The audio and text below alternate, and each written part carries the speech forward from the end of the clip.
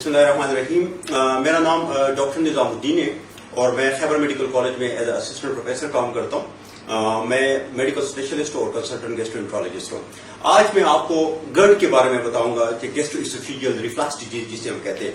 आमतौर पे लोगों का कंप्लेंट यही होता है कि हम खाने के बाद सीने में जलन महसूस करते हैं या खाने के बाद मुंह में खट्टा पानी आता है, तो इस कंडीशन को हम गैस्ट्रोइसोफेजियल रिफ्लक्स डिजीज कहते हैं।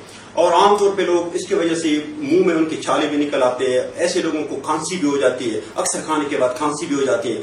और क्रॉनिकली यानी हमेशा के लिए ऐसे लोग खाने के बाद सीने में एक जलन से महसूस करते हैं। तो वो इसका मेन वजह यही है कि मैदे की जो तेजाबियत है वो ऊपर आना शुरू हो जाती है।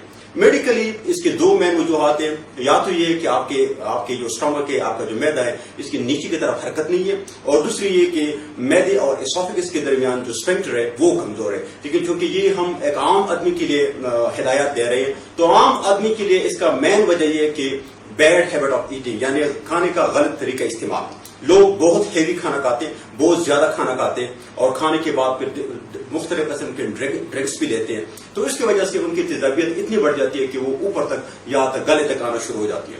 तो इसके लिए कुछ मुफीद हिदायतें, सबसे जो मेन मुफीद हिदायत है वो ये कि आप दिन में 4-5 मरतबा खाना खा लें, लेकिन यकमुश्त यानी एक साथ ज्यादा खाना ना लें। दूसरी जो मेन चीज है वो 1 आवर प्रिंसिपल यानी 1 घंटे वाला प्रिंसिपल आप बना लें।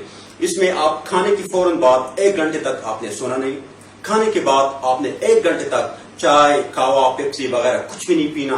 खाने के बाद 1 घंटे तक आपने हेवी एक्सरसाइज नहीं करनी, आपने कोई वजन नहीं उठाना है। यहाँ तक अगर आपने नमाज भी पढ़नी है तो आप खाना ऐसा प्लान कर लें कि या तो नमाज के 1 घंटा पहले खा ले या फिर नमाज के फौरन बाद खा ले। लेकिन खाने के बाद जो मेन चीज है वो खाने के बाद फौरन ड्रिंक्स लेनी है, खासकर चाय और पेप्सी।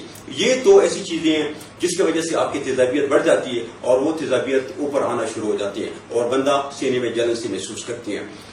जो मेन इसका इलाज है वो 2 किस्म के इलाज है। एक तो हम ऐसे ड्रग्स देते हैं जो तेजाब के असर को कम कर ले, जिसमें हम PPI ग्रुप ऑफ ड्रग है जो सबसे इंपॉर्टेंट है, और उसमें ओमेप्राजोल हम कॉमनली यूज करते हैं क्योंकि उसके ट्रायल्स भी ज्यादा है, उसके एडवर्स इफेक्ट भी कम है।